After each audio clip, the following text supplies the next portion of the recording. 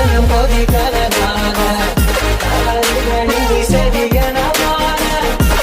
Friends, எல்லாருக்கும் வணக்கம். இன்றைக்கி இது வந்து சாட்டர்டே எடுத்த விலாகு.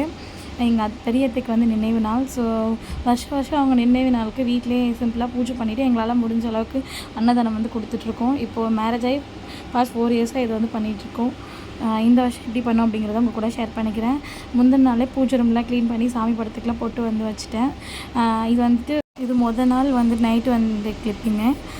டின்னருக்கு வந்து தோசை, அப்புறமா வந்து புதினா சட்னி வந்து ரெடி பண்ணியிருந்தேன். சைட் பை சைடு வந்து நெக்ஸ்ட் டேக்கு தேவையான ப்ரிப்ரேஷன் பிளானும் பண்ணிகிட்டு இருந்தேன். தயிர் சாதம் வந்து கொடுக்கலாம் அப்படின்னு சொல்லிட்டு தயிர் வந்து வதக்கி ஊற்றிருக்கேன். கொஞ்சம் வந்து ஃப்ரிட்ஜ்லேயும் கொஞ்சம் வெளியிலையும் வந்து வச்சுருக்கேன். அப்புறமா வந்து ஜவ்வரிசி, அப்புறம் வந்து பட்டாணிலாம் ஊற வச்சுருக்கேன். காலைல சீக்கிரமாக எழுந்துட்டு ஃபஸ்ட்டு வேலையாக வந்துட்டு ஒரு செட் காஃபிக்கு பாலும், அப்புறமா வந்துட்டு பட்டாணி மசாலா, பட்டாணி உருளைக்கிழங்கு போட்டு ஒரு மசாலா மாதிரி பண்ணலான்ட்டு அதுவும் வந்து வேக வச்சுட்டு இருக்கிறதுக்காக குக்கரில் வச்சுட்டேன்.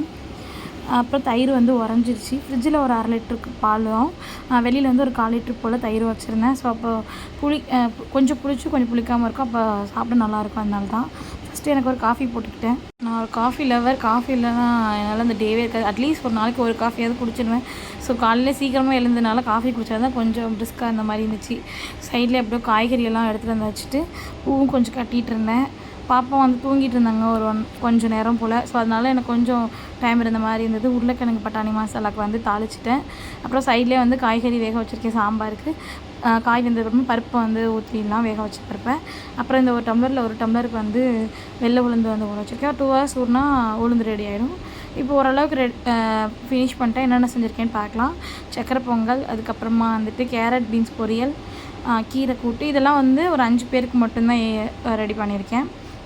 அப்புறம் வந்து பீன்ஸ் பட்டாணி மசாலா, அதுக்கப்புறமா வந்து சாம்பார், சவ் கத்திரிக்காய் கேரட்லாம் போட்டு சாம்பார், சாதம் வடிச்சிட்டேன். உளுந்து மட்டும் ஊறிட்டுருக்கு. கடைசியாக வடையும் பாயசமும் பண்ணிக்கலாம் அப்படின்ட்டு.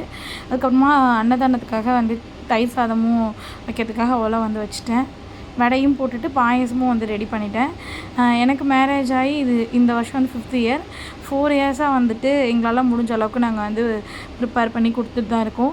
வெஜிடபிள் ரைஸு, புலாவ் சாதம், அதுக்கப்புறம் வந்துட்டு புளி சாதம், இந்த மாதிரி ஹஸ்பண்ட் வந்து பேக் பண்ணி முடிச்சிட்டோம். ரெடி பண்ணி ஹஸ்பண்ட் வந்து கொடுத்துட்டு வந்ததுக்கப்புறமா வீட்டில் வந்து சாமி கும்பிட்டுட்டு அப்படியே சாப்பிட்றதுக்கு ரெடி பண்ணிட்டோம். நாங்கள் இப்படி தான் வந்து செய்வோம்.